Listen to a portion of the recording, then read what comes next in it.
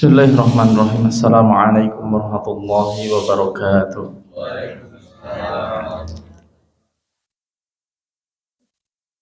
Alhamdulillahilladzi hadana li hadza wa ma kunna linahtadiya laula an hadana Allah.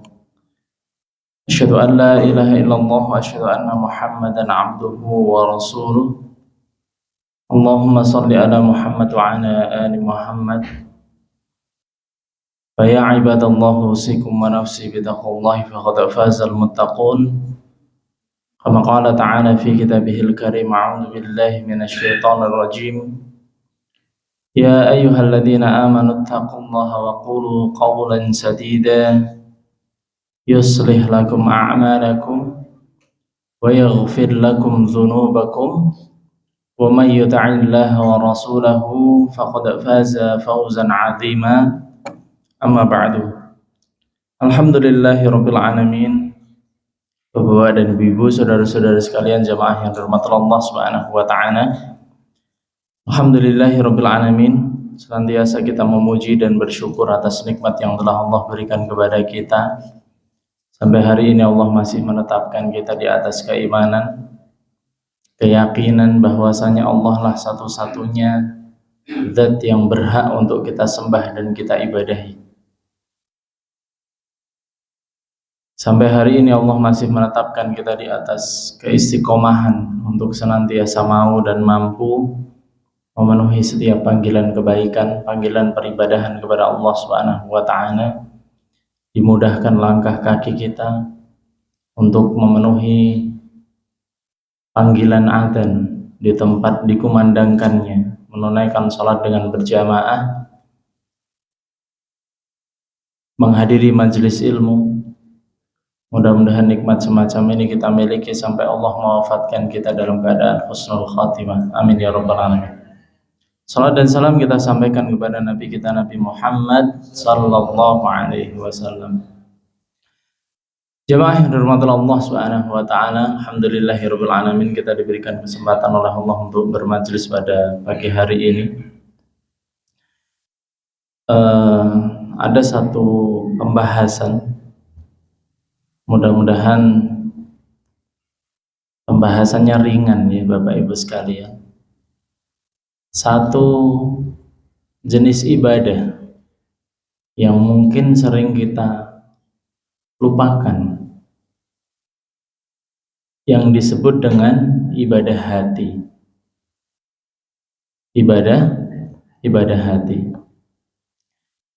Kalau dari sisi pelakunya, Bapak Ibu sekalian, ibadah itu bisa dilakukan oleh hati, bisa dilakukan oleh lisan, bisa dilakukan oleh anggota badan, atau bahkan nanti ada ibadah yang sifatnya mau, yang dilakukan oleh harta.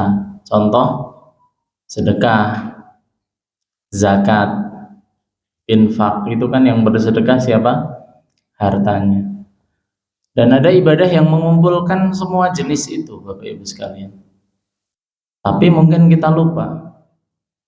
Ada satu ibadah yang menjadi pokok dari semua ibadah, yakni ibadahnya hati.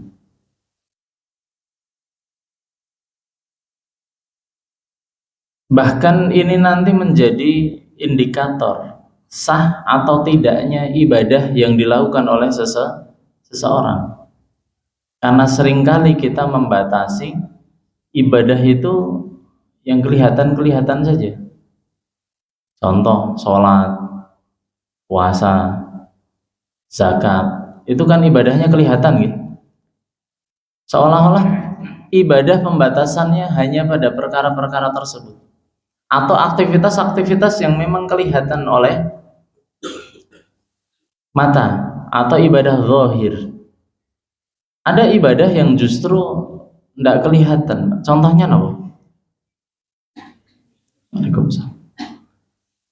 Contoh ibadah yang nggak kelihatan itu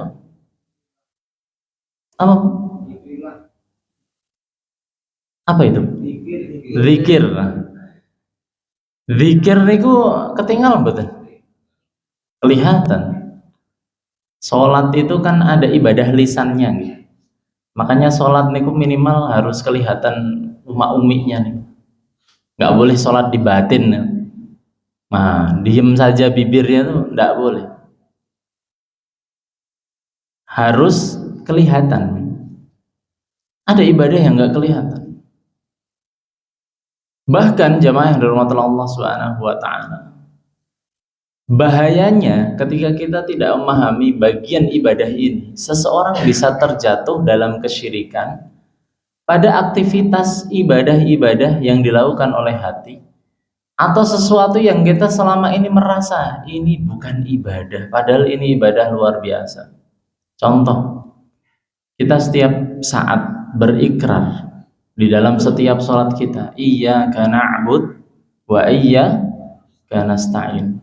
Ini kan ikrar, janji seolah-olah kita kepada Allah Subhanahu wa taala, ya Allah, hanya kepada Engkaulah kami beribadah menyembah, dan hanya kepada Engkaulah kami minta pertolongan. Kata isti'anah, isti'anah itu minta tolong, sejajar dengan kata ibadah. Artinya apa Bapak Ibu sekalian? Minta tolong itu ibadah. Minta tolong itu bagian dari ibadah. Isti'anah, meminta pertolongan, itu salah satu jenis, salah satu bentuk peribadahan yang dilakukan oleh seorang hamba. Yang seseorang tidak boleh sembarangan minta tolong. Dan kita sudah berikrar, kita kalau minta tolong hanya kepada Allah Subhanahu wa taala. Minta tolong kepada makhluk hukumnya apa? Syirik, haram. Boleh enggak? Enggak boleh. Pada perkara-perkara yang hanya mampu dilakukan oleh Allah Subhanahu wa taala. Kalau minta tolong suami, Pak, tolong pasangin gas, angsal mboten? Boleh. Karena bapak-bapak bisa nggih. Benerin keran. Kita minta tolong pada makhluk, sesama manusia, pada perkara-perkara yang memang mampu manusia lakukan, maka ini boleh. Yang tidak boleh, ketika isti'anah ini, meminta tolong ini sudah masuk level ibadah, itu adalah kita meminta tolong pada perkara-perkara yang menjadi kekhususan Allah Subhanahu wa ta'ala. Minta rezeki, Pak, sama siapa? Sama Allah. Karena yang mampu memberikan rezeki hanya Allah. Minta hujan, minta ditahannya hujan, minta jodoh, minta keturunan, minta disembuhkan dari penyakit, minta dihindarkan dari bencana. Kita mintanya sama Allah Subhanahu wa taala. Karena ada orang yang mempersembahkan bagian ibadah ini, salah satunya isti'anah ini, bukan kepada Allah Subhanahu wa taala. Minta rezeki sama kuburan. Mbah, pengestune Mbah, anak saya mau daftar PNS nih, Mbah. Orang meninggal bisa berbuat apa Bapak Ibu sekalian? Jangankan untuk orang lain, untuk diri sendiri saja tidak bisa. Nah, isti'anah, meminta tolong di sini Bapak Ibu sekalian, memang yang meminta tolong itu lisannya. Tapi yang berharap dari pertolongan itu siapa? Hati kita. Berharap sesuatu agar diberikan manfaat, mendapatkan manfaat, atau dihindarkan dari madarat. Ini salah satu contoh, bisa dipahami ya Bapak Ibu sekalian. Nah, kalau ibadah badan Bapak Ibu sekalian, pokoknya itu bisa hanya beberapa saja, terbatas maksudnya. Di antara pokok-pokok ibadah yang dilakukan oleh badan itu yang tercantum dalam rukun Islam, syahadat, sholat, puasa, zakat, haji. Sisanya itu ibadah-ibadah yang sifatnya cabang. Sedangkan pokok-pokok dalam ibadah hati itu bisa sampai 30, dan itu penting semua. Dan masing-masingnya memiliki potensi seseorang bisa berbuat kesyirikan ketika tidak paham masalah ibadah hati. Kita masuk ke pembahasan Bapak Ibu jamaah yang dirahmati Allah Subhanahu wa taala pentingnya hati dulu dalam diri manusia. Ini sering mungkin ya kita dengar. Misalnya, hati ini indikator baik buruknya seseorang. Sebagaimana Nabi Shallallahu Alaihi Wasallam mengatakan, "Ala wa inna fil jasadi mudghah. Idza fasadal jasadu kullu wa idza salahal jasadu kullu." Ada satu organ anggota tubuh manusia yang kalau satu organ ini baik semuanya baik, kalau satu organ ini rusak semuanya pun juga ikut rusak. Apa ini? Ala wahya al-qalbu. Itulah yang disebut dengan hati, yang menjadi indikator baik buruknya seseorang. Tergantung hatinya, bukan tergantung fisiknya. Fisiknya bisa kelihatan ganteng, bisa kelihatan cantik, tapi kan hati nggak ada yang tahu. Yang kedua, hati ini tempat melihat Allah Subhanahu wa Ta'ala. Allah melihat seseorang itu berdasarkan hatinya.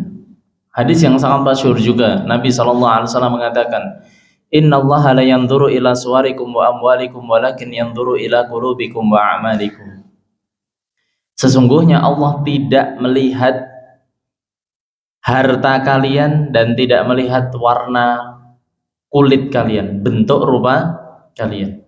Walakin yanzuru, akan tetapi Allah melihat qulubikum wa a'malikum, bagaimana kondisi hati kalian dan bagaimana amal kalian. Yang dilihat oleh Allah Subhanahu wa Ta'ala adalah hatinya, bukan fisiknya, Bapak Ibu sekalian, bukan latar belakang sosialnya. Kemudian yang ketiga, ini yang luar biasa. Ternyata jamaah yang dirahmati Allah Subhanahu wa Ta'ala, hati bagi diri seorang muslim atau bagi diri manusia itu adalah tempat dibebankannya syariat. Tempat dibebankannya syariat.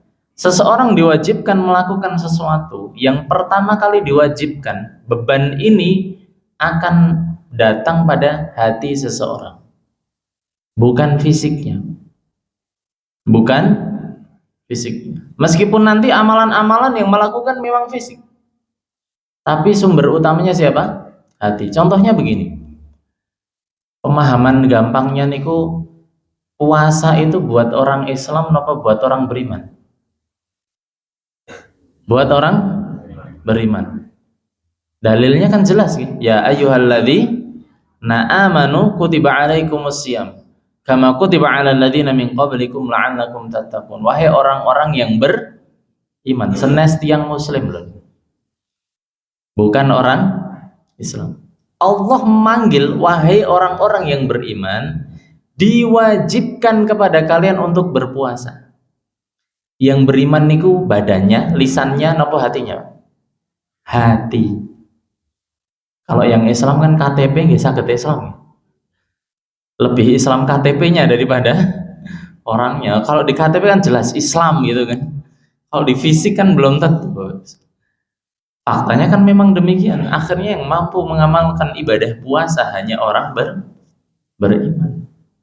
Sampai akhirnya ada jadi Islam yang kok ora poso, kan ngoten nih. Karena Allah membebankan syariat itu pada hati, pada keimanan seseorang. Dan yang beriman di sini adalah hatinya, bukan lisannya. Sebagaimana di surat Al-Hujurat itu kan Allah pernah menegur orang-orang Arab Badui, tiba-tiba mengatakan kepada Nabi, "Amanna, wahai Muhammad, kami telah beriman."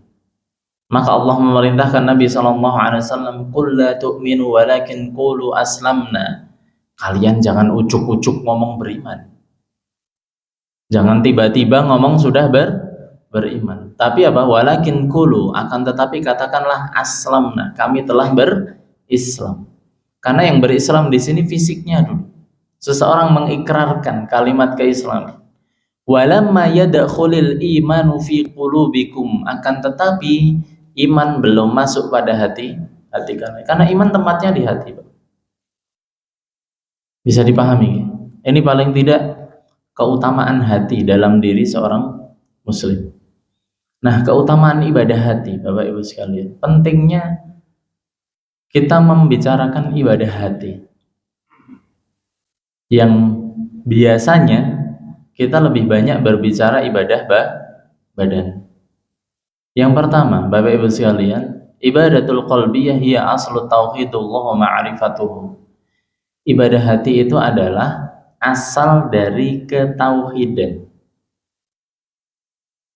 Mentauhidkan Allah Subhanahu wa taala, beriman kepada Allah Subhanahu wa taala, itu asalnya dari hati. Contoh tadi, yang iman itu lisan atau hati? Hati. Iman itu kan artinya percaya, yakin. Yang yakin ini kan bukan lisannya, tapi apa? Hati. Konsekuensinya apa? Ziyadatu hatu'adi ila ziyadatil iman wa ziyadatu thawabul a'mal. Semakin imannya baik, kualitas ibadah hatinya baik,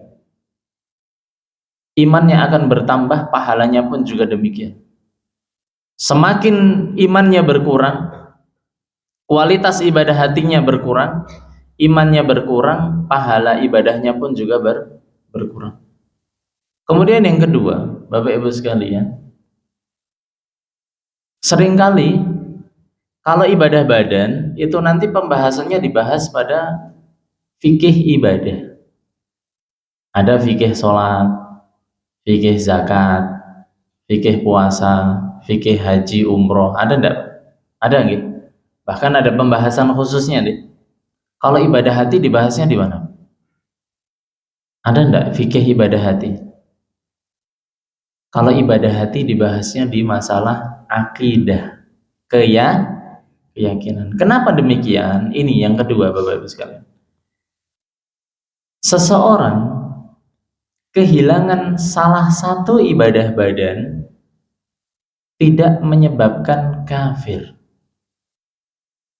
Seseorang kehilangan salah satu ibadah badan tidak menyebabkan kafir. Kafir niku batal Islamnya. Seseorang yang kehilangan salah satu ibadah badan, imannya belum batal, masih beriman, masih muslim. Tapi kalau seseorang hilang satu ibadah hati, langsung kafir. Seseorang kehilangan salah satu ibadah hati, Islamnya bisa batal. Contoh begini, orang Islam tidak haji, apa terus jadi kafir? Kan boten nggih.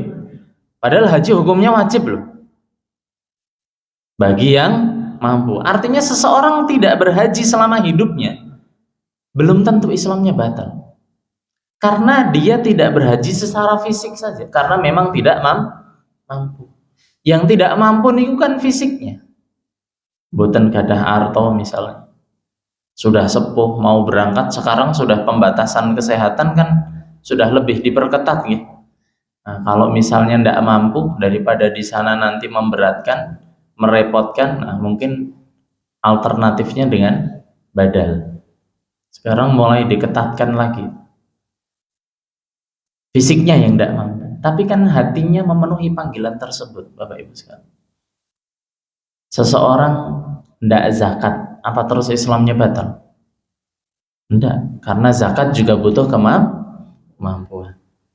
Seseorang tidak puasa, apa terus dosa besar? Belum tentu. Kalau memang seseorang sakit, kan boleh tidak berpuasa. Sudah jompo misalnya,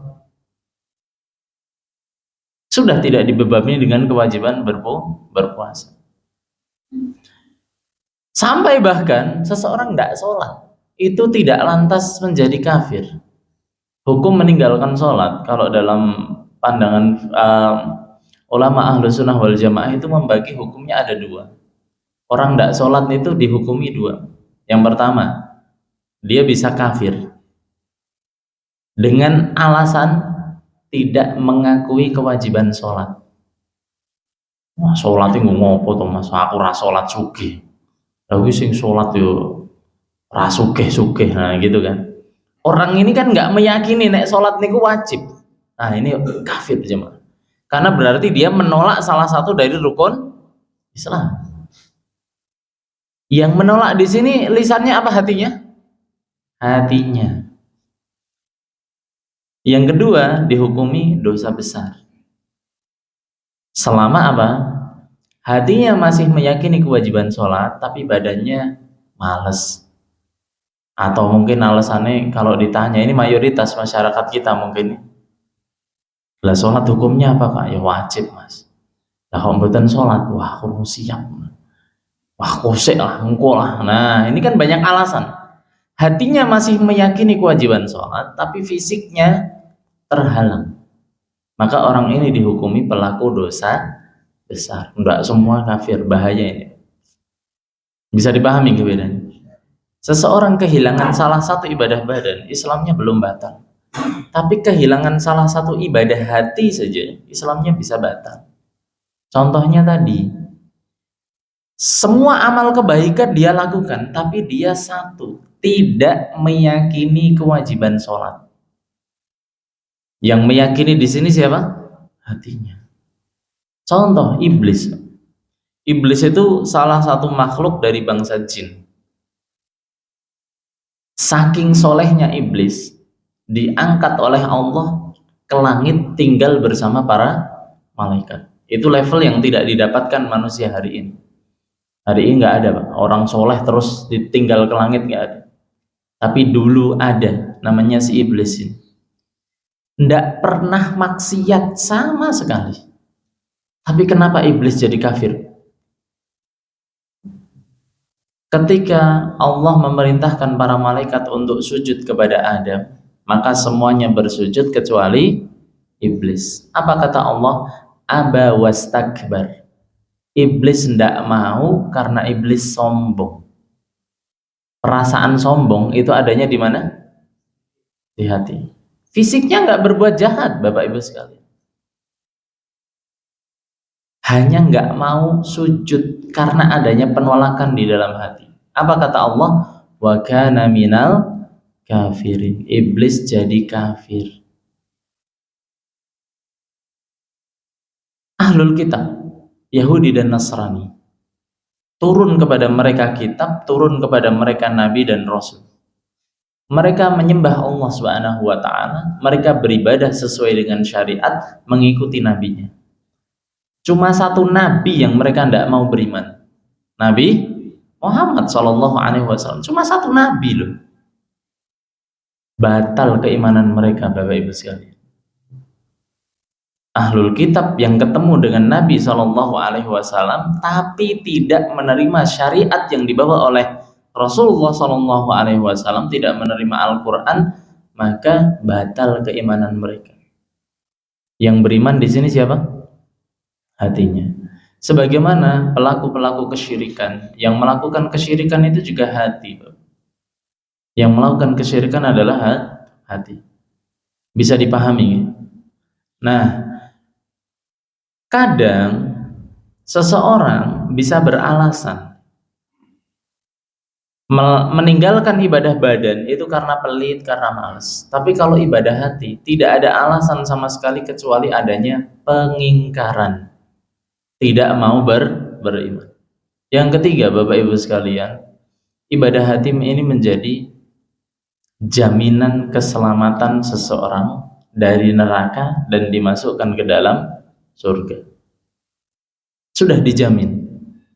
Kata Nabi Shallallahu alaihi wasallam dalam satu hadis, man syahida an la ilaha illallah wahdahu la syarika lahu wa anna muhammadan abduhu wa rasuluhu wa anna isa abdullah wa rasuluhu wa kalimatuhu alqaha ila maryam wa ruhum minhu wal jannatu haqqun wan naru haqqun. Siapa saja yang, ini intinya mawon, yang siapa saja yang yakin, bersaksi bahwasanya Allah adalah satu-satunya zat yang berhak disembah dan diibadahi, tidak ada sekutu baginya.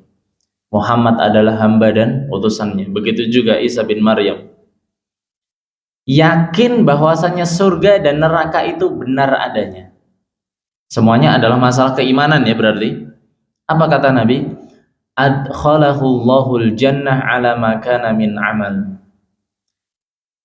Orang ini akan masuk surga apapun bentuk amalnya. Mau dosanya banyak, mau dosanya sedikit, mau amalnya banyak, mau sedikit, orang ini dijamin masuk surga. Jaminan Bapak Ibu sekalian ini penting. Jaminan masuk surga itu penting. Terlepas dengan bagaimana prosesnya gitu. Ada orang yang langsung masuk surga, tidak mampir neraka. Tapi ada orang yang, mohon maaf, dadak nganggo mampir barang nih, mampir ke neraka. Tapi kan pada akhirnya tetap masuk surga. Ya kita berharap Bapak Ibu sekalian, kalau bisa kita masuk surga jangan sampai mampir ke neraka barang sehari pun. Tapi kalau terpaksanya mampir ke neraka, kita tidak boleh melupakan akhir proses dari peristiwa hari kiamat. Salah satu fase finalnya itu adalah ketika di absennya penduduk surga dan neraka sampai komplit-plit.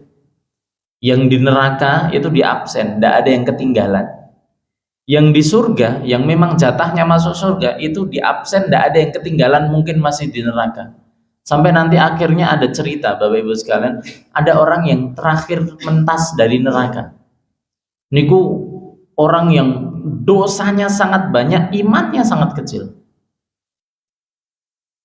Setelah disucikan, keluar dari neraka paling terakhir, masuk surganya juga paling terakhir. Pas disuruh masuk surga, dia bilang sama Allah, ketinggalipun kebak niku ya Allah.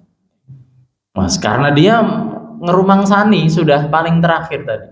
Justru kata Allah, ada istana seluas langit dan bumi sudah dipersiapkan untukmu dan ditambah 10 kali lipat istana yang serupa. Sampai akhirnya sudah tuntas semua, termasuk orang yang ada di Al-A'raf, orang yang di surga ya enggak, di neraka juga enggak. Nah, yang amalannya seimbang, itu Allah akan memutuskan si fulan di neraka, si fulan di surga, dan itu terserah bagaimana Allah memutuskan. Sudah komplit semua, maka nanti ada fase yang terakhir, kematian itu disembelih oleh Allah Subhanahu wa taala. Yang tadinya ada kehidupan dan kematian, kemudian yang tinggal satu yang namanya kehidupan. Berarti yang di neraka kekal selama-lamanya, di surga kekal selama-lamanya. Ini fase yang nggak boleh dilupakan Bapak Ibu sekalian.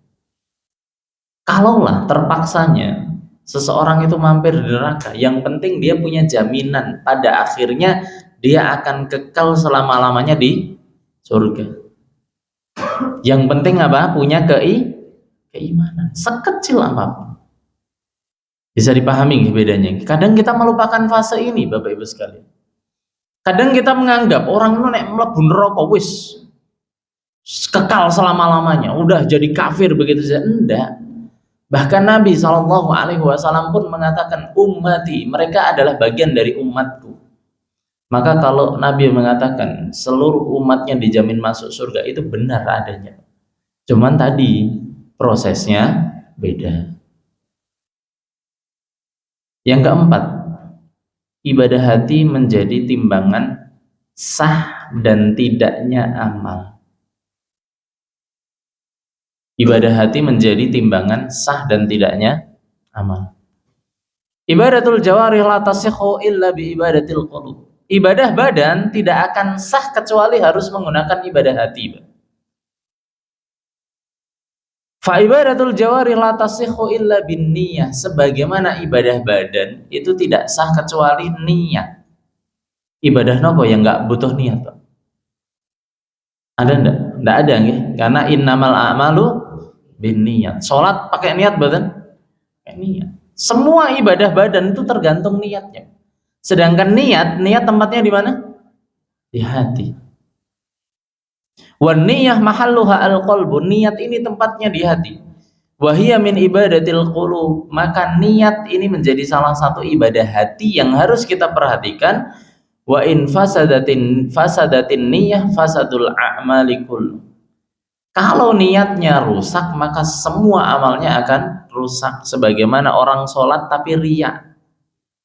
Niku kan niatnya untuk orang lain, untuk manusia. Padahal seseorang itu sholat niatnya hanya untuk Allah Subhanahu wa ta'ala. Sehingga ibadah badan, sampai akhirnya Nabi SAW itu menceritakan, ada orang yang sholat di waktu yang sama, rakaatnya sama, panjang pendeknya sama. Contoh sholat subuh tadi kan sama gitu, nggak ada yang mungkin lebih lama ngoten gitu, nggak ada, bareng imam semua. Tapi Nabi menceritakan ada orang yang dapat pahala 100% dari sholatnya, ada orang yang cuma dapat sepertiga, setengah, bahkan hanya dapat sebagian kecil. Yang membedakan apa kira-kira? Kekhusyuan, niat, dan itu semuanya adanya di hati. Kalau dari fisik, lamanya juga sama, nggak ada yang lebih lama. Maka yang membedakan adalah kondisi hati. Yang kelima, Bapak Ibu sekalian, benarnya ibadah hati menjadi sebab berlipat gandanya amal. Semakin ibadah hatinya benar, tadi semakin niatnya baik, pahala yang dia dapatkan akan semakin banyak. Salah satu contoh dari penafsiran innamal a'malu binniyat, seseorang itu akan dibalas sesuai dengan niatnya. Kaitannya dengan ibadah hati itu Nabi pernah menceritakan begini. Sabaqa dirhamun mi'ata alfi dirhamin. Ada orang sedekah 1 dirham mengalahkan pahalanya orang yang sedekah 1000 dirham. Sedekah 1000 rupiah mengalahkan sedekah 100.000. Padahal kalau secara nominal banyak yang 100.000. Tapi ternyata yang membedakan apa? Niatnya. Ada orang yang dalam 1 hari dia cuma punya 2.000 rupiah. Dalam 1 hari hanya punya 2.000 rupiah. Kalau 2.000 rupiah kesidian 200.000 kan ini rodok apa namanya ideal ya. Ada seseorang yang dalam 1 hari itu hanya punya uang 200.000 rupiah. Ini untuk makan zaman sekarang sudah normalnya segitu gitu. Dalam 1 hari hanya punya uang 200.000. Tapi ada panggilan sedekah di sana. Dan dia menyedekahkan 100.000. Berarti dia sudah menyedekahkan berapa? Separuh, 50% dari harta. Beda. Ada orang yang menyedekahkan 1 juta, tapi dia masih punya ratusan juta di tabungan. Ngeluarin 1 juta niku ibarat ngeluarin 1.000 perak gitu. Berarti dia hanya menyedekahkan sebagian kecil dari seluruh hartanya. Otomatis niatnya di sini berbeda. Orang yang menyedekahkan 50% itu istilahnya kalau dia tidak berkorban untuk Allah, dia nggak mungkin bisa sedekah tadi. Tapi kalau orang cuma menyedekahkan Allah, mau segini, mau tabungannya banyak, itu dia tidak merasa kehilangan apapun. Yang membedakan kualitas satu amal dengan amal yang lain adalah hati. Kemudian jamaah yang dirahmati Allah Subhanahu wa taala. Yang kelima, yang keenam gitu. Yang keenam, ini luar biasanya ibadah hati. Ibadatul qalbi tu'awwid an ibadatil jawarih inda adamil istita'ah. Ibadah hati bisa mewakilkan ibadah badan ketika badannya tidak mampu. Ibadah hati bisa mewakilkan ibadah badan ketika badannya tidak mampu. Satu hadis yang misalnya langsung berkaitan dengan hal ini. Khalid bin Walid, panglima perang yang tidak pernah kalah dari perangnya. Tapi beliau meninggal di atas tempat tidur karena sakit. Khalid bin Walid sedih. Masa panglima perang meninggalnya karena masuk angin. Kan kurang keren kan ngoten nih. Kalau kena panah gitu kan baru gagah gitu. Apa kata Nabi menghibur beliau? Man sa'alallah sahadata bisidkin. Siapa saja yang bercita-cita meminta kepada Allah mati syahid dengan hati yang jujur. Yang jujur kan hatinya gitu. Ballaghahullahu manazil syuhada wa in mata ala firashihi. Allah akan memberi pahala orang ini dengan pahala mati syahid meskipun dia meninggal di atas tempat tidur. Sebagaimana kita niku mungkin selama hidup nggak akan mengalami perang, Pak. Dan jangan pernah berharap kok Indonesia perang oleh Palestina. Jangan. Alhamdulillah kita diberi rasa aman seperti ini. Mungkin kita nggak akan pernah menemui perang supaya kita bisa mati syahid. Tapi ketika seseorang jujur meminta syahid dalam hatinya, maka Allah akan memberikan pahala pada kita mati syahid. Tapi dengan syarat jujur di dalam hati. Sebagaimana mungkin ada sebagian kita yang selama hidup tidak sempat haji, tidak sempat umrah. Atau orang yang sudah mampu secara harta, tapi belum dipanggil, sudah dipanggil sama Allah duluan. Maksudnya belum berangkat, sudah meninggal dunia. Pas waktunya berangkat malah kondisinya sakit, tidak memungkinkan. Kan fisiknya nggak mampu. Akhirnya dia mungkin badal, atau mungkin hartanya untuk yang lain. Maka orang ini mendapatkan satu pahala sempurna melakukan ibadah hati. Dengan jujurnya niat. Amalan yang lain Bapak Ibu sekalian, barang siapa yang punya wirid kebiasaan, biasa sholat jamaah, biasa sedekah, puasa Senin Kemis, biasa pengajian, pas dalam satu waktu seseorang uzur karena safar atau karena sakit, biasanya puasa karena sakit akhirnya nggak bisa puasa, karena orang ini sudah melakukan amal tersebut menjadi kebiasaan, jujur di dalam hati, ketika tidak melaksanakan pun Allah membalas, mencatat satu kebaikan pada orang ini, seolah-olah dia mengamalkan satu ibadah tersebut dengan sempurna. Yang jujur siapa? Hatinya. Dalam kondisi terpaksa, di tengah hutan tidak mendapati bahan makanan, atau yang terjadi pada kasus yang kemarin itu, sebagian korban bencana itu kan ada yang menjarah minimarket gitu-gitu ya, sampai ada bapak-bapak yang bikin video minta maaf pada pemiliknya, karena saya terpaksa, ini bantuan belum datang, anak saya lapar, saya ngambil super mie 3 gitu, ngambil mie 3, insya Allah nanti kalau kondisi membaik saya akan kembalikan. Dalam kondisi terpaksa seseorang mencuri, seolah-olah dia makan makanan haram. Tapi kan dalam hatinya dia meyakini bahwa ini nggak boleh dimakan. Ini saya lakukan karena keterpaksaan. Secara fisik dia tidak mampu menahan, tapi secara hati dia meyakini. Bahkan secara sadar tadi minta maaf. Memakan makanan haram di tengah hutan, misalnya ada ular, ada babi, terus dimakan. Soalnya kalau nggak dimakan, orang ini mati kelaparan. Fisiknya dia memakan makanan yang haram, tapi hatinya mengingkari. Selama tidak ada, nggak apa-apa, ini halal. Nah, selama tidak ada perasaan semacam ini, maka seseorang itu dimaafkan. Jadi ibadah hati itu bisa mewakili ibadah badan ketika badannya tidak mampu. Kita tambahkan Bapak Ibu yang dirahmati Allah Subhanahu wa taala, mungkin 3 ya. Yang terakhir, ibadah hati dibutuhkan oleh setiap muslim dalam semua ibadah.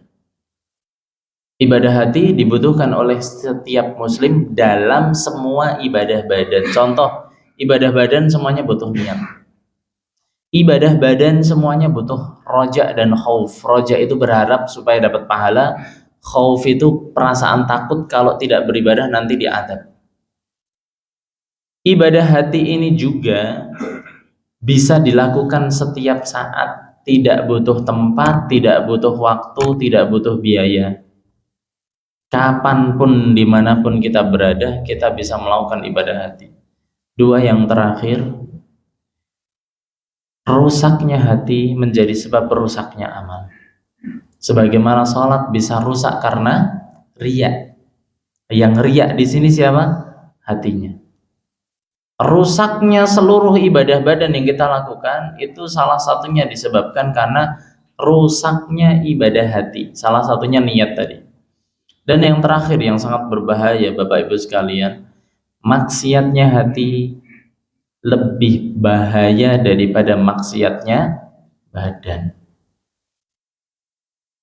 Sebagaimana Allah tara annal istikbar wasyak wa adamil inqiyad wal iba warrat wal juhud wal istihlal kulluha min ma'asil qalbi. Bukankah kita tahu orang yang ragu dalam syariat, orang yang sombong, tidak mau menerima syariat, ingkar, mendustakan, menolak, durhaka, itu semua adalah maksiat-maksiatnya hati. Wa kulluha mukhrijatun minal millatil Islam wa sahibuha finnari khalidan mukhalladan fiha. Semua dosa tersebut mengeluarkan pelakunya dari Islam, bisa masuk neraka kekal selama-lamanya. Menolak syariat, yang menolak hati. Amma ma'asil jawarih kazina wa syurbil khamri, akan tetapi maksiat-maksiatnya badan seperti zina, minum khamr, mencuri, inda ahli sunnah la tukhriju minal millah. Menurut pandangan ahlu sunnah wal jamaah, pelaku zina, peminum khamr, pencuri, dan orang-orang yang melakukan kejahatan-kejahatan fisik, mereka tidak keluar dari Islam, tapi mereka dosa besar. Lebih bahaya maksiatnya hati, Bapak Ibu sekalian. Kadang ada orang, makanya Bapak Ibu sekalian, dosa itu kan ada besar, ada kecil. Tapi dosa ini sebagai penutup, kalau dilihat dari sumbernya, ada dua. Meninggalkan perintah, melanggar larangan. Meninggalkan perintah, melanggar larangan. Melanggar larangan, minum khamr, berzina, mencuri, itu kan dilarang. Gitu. Orang berzina, orang mencuri, orang minum khamr kan berdosa. Ini namanya melanggar larangan. Tapi ada orang yang lebih jahat daripada penjahat. Siapa itu? Orang yang meninggalkan perintah. Fisiknya nggak jahat, dia nggak mencuri, dia nggak berzina, dia nggak mabuk, tapi nggak sholat, tapi nggak beriman sama Allah. Lebih dosa mana? Lebih dosa orang yang meninggalkan perintah. Karena seseorang yang melanggar larangan, bermaksiat, dalam arti melanggar larangan, itu biasanya ada kesadaran bahwa maksiat yang dilakukan itu dosa, tidak boleh. Dalam hati kecilnya, ya dia tahu kalau ini nggak boleh, tapi dia tidak mampu menahan hawa nafsu. Tapi kalau orang nggak mau beribadah, nggak mau beriman, biasanya dalam hatinya ada kedurhakaan, pengingkaran, pendustaan kepada Allah Subhanahu wa Ta'ala. Maka hati-hati Bapak Ibu sekalian. Ada orang yang lebih jahat daripada penjahat. Ya ini apa? Orang yang tidak mau beribadah, tidak mau tunduk, tidak mau patuh kepada Allah Subhanahu wa Ta'ala. Karena yang bermaksiat di sini adalah hati. Bisa dipahami ya? Asallallahu alaihi wasallam mastami'una al-qawla wa yattabi'una ahsanah walhamdulillahi rabbil alamin. Mudah-mudahan yang sedikit ini menambah pemahaman kepada diri kita, khususnya bagian ibadah yang tidak boleh kita lupakan, yakni ibadah hati, karena itu sumber indikator sah dan tidaknya ibadah badan yang kita lakukan. Konsekuensinya ketika ibadah hati ini rusak, bisa merusak keimanan kita. Dan ternyata cabangnya sangat banyak sekali, jamaah yang dirahmati Allah Subhanahu wa Ta'ala.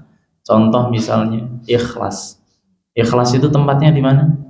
Di hati. Ada orang saya istimewa ikhlas, itu kan lisannya saja. Khauf. Khauf itu takut, Pak. Yang takut siapa di sini? Hati. Dan takut itu ibadah, Pak. Karena Allah mengatakan, "Fala takhafuhum wa khafuni in kuntum mu'minun." Jangan takut kepada mereka, yakni syaitan. Takutlah kalian kepadaku kalau kalian benar-benar beriman. Nah, kita disuruh takut sama Allah, bukan takut sama setan. Karena ada orang takut sama setan, lewat pohon Nyuwun sewu Mbah derek langkung mugi-mugi selamat. Boleh takut sama setan karena setan mungkin tugasnya memang mengganggu kita, tapi berlindungnya jangan sama setannya, sama Allah. Kalau lewat pohon tersebut karena dianggap memang angker misalnya, kita tinggal a'udzu bikalimatillahi tammati min syarri ma khalaq. A'udzu billahi minasyaitonir rajim, kan begitu. Tawakal niku pasrah. Itu juga ibadah. Karena Allah mengatakan, wa 'alallahi fatawakkalu in kuntum mu'minin. Maka hanya kepada Allah lah kalian bertawakal, berpasrah, bersandar kalau kalian benar-benar beriman. Tawakal itu mengharapkan kebaikan, ingin dihindarkan dari madharat, menyandarkan baik buruk hanya kepada Allah. Ada orang menyandarkan selamat gak selamat sama cicak. Kejatuhan cicak, wah saya sial ini. Loh, sejak kapan cicak menjadi alamat sial? Nanti kalau nggak kejatuhan cicak berarti selamat gitu ya. Padahal selamat nggak selamat itu di tangan Allah. Ya sudah, kita pasrahkan saja hidup kita sama Allah Subhanahu wa Ta'ala. Itu ibadah hati. Belum lagi nanti isti'adah, meminta perlindungan, isti'anah, minta tolong, sabar, muraqabah, dan banyak macam ibadah hati. Kalau ada kesempatan mungkin kita bisa bahas satu persatu ibadah yang tidak boleh kita lupakan, karena konsekuensinya menyimpang dari ibadah ini kita terjerumus pada syirik, dan konsekuensinya lagi adalah syirik akbar yang bisa merusak amal, dosanya tidak diampuni, bisa mengekalkan pelakunya di neraka. Kurang lebihnya mohon maaf. Wallahu a'lam bishawab. Walhamdulillahirabbil alamin. Wassalamualaikum warahmatullahi wabarakatuh.